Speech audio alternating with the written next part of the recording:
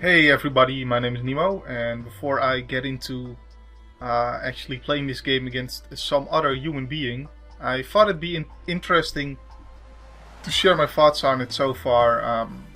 Well, first of all, I'm really disappointed that the game only launched now, when it's already been out on console for like over a week. Um, there were connection issues at launch. I mean, all I can do is frown at that, honestly, but more importantly, things I would like to see different. Just when looking at the options menu, for instance, I didn't see an option to automatically continue. Um, like you have all these different options. I definitely noticed some of them are missing. Resolution should really be off actually. And vibration, I don't even know why it's on. I don't use a controller, but um, there should be an option for turning off the thing where it automatically continues. I don't know if it's different in when you're playing against somebody else, but in the previous Duels games there was an option where if you don't have anything you can play in hand, the game just automatically continues and the timer goes and everything, and you have to actually stop the timer if you want to do something. Um, so you can't really bluff that you do have something to play when you don't, right? And there was actually an option in the previous games where you could set it so that you always have to hit the continue button before the game would continue to the next phase, and I'm missing that option. So that means if, for instance, I'm playing a blue deck and I want to let my opponent think that I have some kind of spell I could play, but I'm not playing it because I also have counter magic in hand or whatever I want to make my opponent think. I can't do that because the game will automatically just continue past to their turn. So if I'm holding 3 cards, they're probably gonna think, he doesn't have any kind of thing to play that isn't an instant. And I don't know. I don't like my opponent having that much information just from the way the game plays itself instead of me doing something. So that's an option I'm definitely missing here. Maybe it's different when you're playing online because I haven't done that yet, but I don't know. Would like to see that. And another thing is I don't see an option for how the game orders your cards. So that's kind of weird as well. Because right now I think it's creatures to the left and then other kinds of spells to the right. It doesn't really matter, but it's an option that's missing. I don't know why it's missing. Because it was in the previous games. Like, it seems like it would be more effort to take it out rather than it being any effort to actually put it in the game. But whatever, maybe they wanted this menu screen to be small or something, and they didn't want too many options, because otherwise this screen would be too big. Who knows what the developers thought when they took that out of the game. And something else, whenever you're playing, you actually see the cards in somebody's hand up there, and you see your own cards, but you don't see a number anywhere. You just see the backs of the cards being flopped around on the other side. And this is definitely something that they just copied from Hearthstone, and I think it works very well in Hearthstone. I don't know how well it's gonna work in this game, because I would really like to just see a number of cards in hand, because I don't know, there's all kinds of effects where suddenly you could be having 20 cards in hand or some kind of crazy thing, depending on what kind of cards or decks you're playing, right? So it seems like that would be something nice if there was actually a number there that I could read instead of having to manually count everything. But it's small complaints aside. I guess the more important things to look at are the actual card collection, the cards that are in the game. Mostly this is just like, there are some basic cards here. The ones with the D on it are all the cards that you get unlocked whenever you complete like Gideon's campaign or his first or second mission. I don't really remember when you unlock them, but you unlock them. And everybody has these. They're all the same ones. They're all very basic cards, and then you unlock these Origins cards by unlocking booster boxes, by getting gold. And Well, first of all, that means you always have to be connected online, which plenty of us have noticed. That can be a problem, but also, I mean, in the previous Duels games, there were plenty of problems with the connection as well, right? There were plenty of times where I lost all of my progress, so I'm kind of not sure how that's going to be happening here. I guess it shouldn't be an issue because presumably all the information is now set up at their server rather than locally, so I guess it should work. So we got some Origins cards, but we don't have the whole set of the Origins cards. And the way I understand it, we're going to get cards every time there's a new set that's coming out. And they want to actually continue with this game rather than bring out a new game every year like they've been doing in the past. So that's going to be interesting. We do miss some cards from the Origins set. We don't have the whole Origins set, but there are plenty of cool cards like this Archangel of Tithes, but we also miss a bunch of cards. So for instance, White doesn't have any combat tricks at all in it, neither in the Duels collection or in the Origins collection. Just totally no combat tricks. You do have removal spells, and as far as I can tell, White wants to be aggressive, which makes sense because Gideon wants to be aggressive, right? So I get that his color wants to be aggressive too, because there's basically no super expensive cards in White. I don't think there's any 6 mana cards in White. So yeah, we're missing, for instance, Sentinel of the Eternal Watch would be a 6 mana card. That is in the Origins set, but is not in here. There's Enshrouding Mist would be a combat trick that is in Origins, but is not actually in this game. So yeah. I think White, while I'm talking about it, is probably going to be best as a monocolor deck. You can splash other colors, but for instance, this card wants you to be all white, and yeah, the most powerful cards in White definitely want you to be as white as possible. Like this one here, it wants you to have a lot of white mana available to cast it. So White cares about you being white. Then in blue, something I've noticed is like there's no really good counter spells. For instance, in the Origin set, you've got the Clash of Wills. It's not in this game. The best counter spell probably is Calculated Dismissal, which is decent. This is a decent counter spell, and you do get to play 4 of them, so it's fine. But there's no counter spell that actually just says, counter spell, bam, done. For less than 4 mana. So they definitely don't want the counter spells to be too powerful. As for removal, blue's got Claustrophobia, which is a pretty good one. So if you want to play a control deck with blue in it, these are the 2 cards you want to look at first. You definitely want to include these 2. But other than that, it seems that blue mostly wants to be tempo based. And there are some interesting cards that aren't in here, but I mean, for instance, there's no Scab Goliath, which is a 6/9 trample dude, which is in the Origin set, isn't in here. There's no Turn to Frog, which is a kind of a removal spell / combat trick that blue should have in the Origin set, but isn't in here. You do have the Disciple of the Ring, so if you kind of want to be a control-ish deck, this probably works pretty well, but I don't see a reason why this wouldn't work in a tempo deck either. I mean, tap, untap, all kinds of things that tempo cares about, right?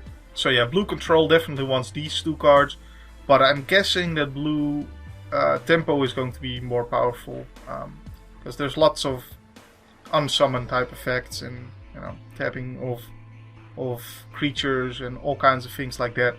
And blue also has the artifact sub-theme, of course. So as for black, some interesting cards are missing. Dark Petition is a tutor spell that lets you get a card out of your deck that is in the Origin set, isn't in this game. I guess they don't want us to have any tutor type effects. I don't know why, because those are honestly the most fun cards in my opinion. There's also no Demonic Pact in this game, which is a real miss, because honestly that card is awesome. If you don't know what it does, I guess I'll have these cards that I'm talking about show up on screen anyway, so you'll figure out what it does, right? But it isn't in this game. It is in the Origins set, and that's kind of a shame. We do have language though, but there's also in the Origins set there's also an Eyeblight Massacre, which is like -2/-2 to all non-elf creatures. That isn't in this. That is in the Origins set. Yeah, other than that, like Night Snare isn't in here. I think as for black as a color in this game, most of the good removal spells are all 5 mana, or you know, they're not that good removal spells. They have some kind of conditional effect, or this one wants you to sacrifice a creature in order to play it. Which, granted, if you're in the right deck, I think black and red type decks are going to love this card. But other than that, like if you want to be playing a black control deck, you have to resort to 5 mana removal spells probably. So I don't know if black control is going to be very good, although you do get a nice payoff with Cuff of Head here. And you do have a mass removal spell, so yeah, there's that. And other than language, there's also, let's see where it is, Grief Soul. I don't know if I can find it right now. There it is.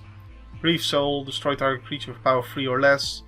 Also a nice spell for a control deck. Read the Bones. So if you want to be playing some kind of control-ish deck, you'd have to look at those kind of cards. And of course the mass removal here in language.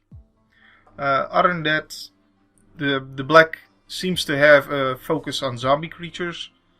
Not a really big focus, but some focus. And of course, Liliana herself leaves behind a zombie creature when she flips. So that makes sense as well. And there's, of course, an elves sub-theme, which there's not like a black elf deck or anything, but you can splash black in your green elf deck to get these elves. And then, as for red, some interesting cards are missing. Well, the big one, Goblin Piledriver, isn't in here. Which there is a Goblin theme definitely in red. So if Goblin Piledriver was in here, I'd be, you know, unhappy. Let's put it that way, because that card is pretty good. And it would make it so that aggro would be pretty strong, especially against blue decks. But luckily, Goblin Piledriver isn't in the game. And actually, I think red aggro isn't likely to be extremely good. I think red control is going to be more powerful because of cards like Chandra's Ignition and all these really good burn spells that are in this, like Exquisite Firecraft and let's see here, Fiery Impulse,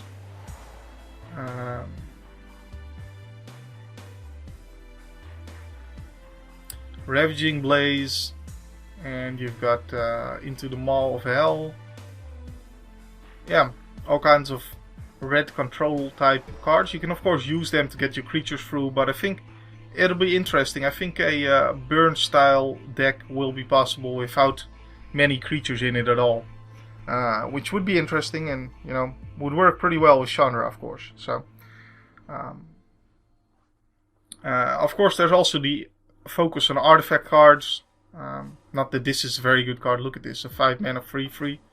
And this is an uncommon too. Yeah, I don't think I like this one very much, but yeah, there is a focus on artifacts here, so you can play a red-blue artifact type deck. And there's no artifact hate actually in red, so that's kind of surprising. Like there is Smash to Smithereens, which isn't in this game, which is in Magic Origins, which would be the red artifact hate. They usually print one per set, and it's kind of surprising that there's no artifact hate in here. Or I may have just missed it or something, but seems like there's not any. It doesn't seem like there's any needed really, because most of the artifacts that are good are creatures, and you can just kill them with burn spells anyway. So, but it is kind of surprising. Yeah, other than that, there aren't any team pump kind of effects. Like you've got Titan Strength to pump up one creature, but there's nothing that makes your whole team bigger temporarily or permanently. So that's the kind of thing that you look at if you want to make an aggressive deck. Because red does have the creatures, like there's the Goblin Glory Chaser, there's the Arsonist, there's the other 1 mana Goblin, but there's nothing that really pumps up the entire team. So maybe red aggro can be successful, but I don't know. I'd look at control first, but maybe that's just my inclination. As for green, there's some of all of it in here. There's definitely the elf theme with the Lizalana Huntmaster, the Jagged Scar Archers, and the Dwynen Guildleaf Dane as your elf, and of course Liliana. What? Nissa herself is an elf. So yeah. Other than that, there are some cards missing here that are in Origins, like Mana Gorger Hydra would have been a cool one to have in the game. I think it's a 3 mana 1/1 that grows bigger anytime you play a spell, which would be cool because that's just kind of a cool card. It would have been fun to play with, but they didn't include it here. Something I'm always happy to see is Elvish Visionary, by the way. That's a good one to have. Sky Snare Spider would have been a nice 6-drop that isn't in this game. No Sylvan Messenger. We get Fog as our, prevent combat damage. While there could have been a card that does this for the opponent's team but not for yours or something like that. Whereas Fog is just a bad card, and I don't think there's any kind of Turbo Fog kind of deck that you can make in this meta either. So yeah, just a bad card. But yeah, green has plenty of pump spells. Green has plenty of ramp. Big creatures. There's definitely a payoff for all kinds of different things you can do with green. There's a Nissa's Revelation is going to be an interesting card if you're going to be ramping. So yeah, all kinds of things you can do. And of course there's the elf deck you can make. As far as multicolored cards, this one I'm a little bit curious about, Blood Curse Knight, but I think I said that in the previous video. Because I don't really see that much of an enchantment theme in black. Like green has a good enchantment theme with Zendikar Royal and all that. So I think I would look at different colors than black to pair with your white deck for enchantments. Because definitely white is for enchantments, but I don't really see black being that good. But this is an interesting card though. And it is a 3/2 either way. So even if you play just a few enchantments, this may be worth putting in your deck. All the other ones are good, of course, and they fit their mold. This one, the elf one, and we've got the elves, and this one, artifacts, and red-blue is definitely artifacts, and all the other ones just basically fit into any deck. And this one actually makes its own kind of meta, I suppose, allowing you to sacrifice creatures easily, which is should be interesting for black and red decks. Some kind of sacrifice type effect. With like Act of Treason, those kind of cards. There's definitely something there to be built, which was also in the previous game, of course. That kind of deck was also available there. Bottle Gnomes. Really? We get Bottle Gnomes? This is an old card. So as for the artifacts, I'm missing some interesting cards. I'm missing Hangerback Walker, which would have been a cool card to have for the artifact deck. And other than that, just basically some kind of fun cards, which would have been nice to play with, but wouldn't have really made a difference in the metagame, but would have been fun to play with, like El Hammeret's Archive, Mage Ring Responder, Orbs of Warding, Pyromancer Goggles, Pyromancer's Goggles, Sword of the Animist. Warhorn would have been one that the red aggro deck could have used, but isn't in here, unfortunately.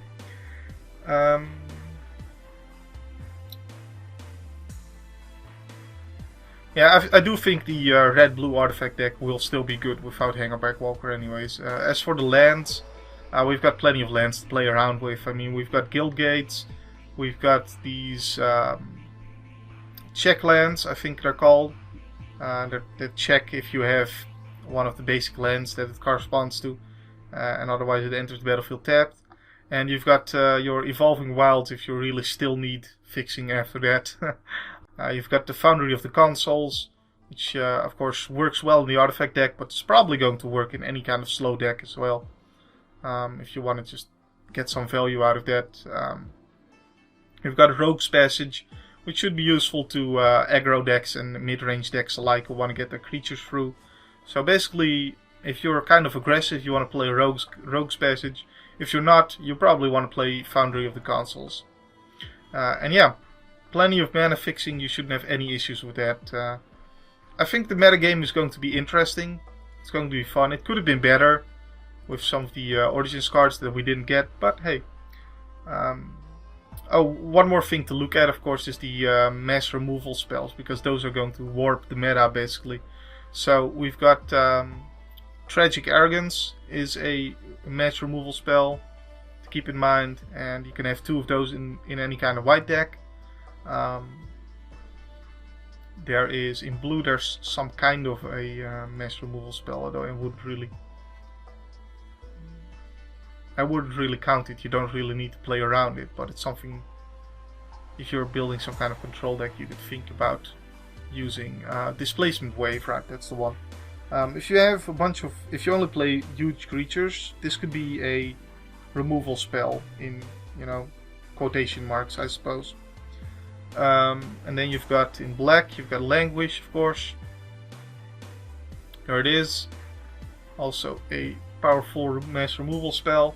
And in red you have Chandra's Ignition. So this time around there are more mass removal spells available, because in the previous one there were just 2.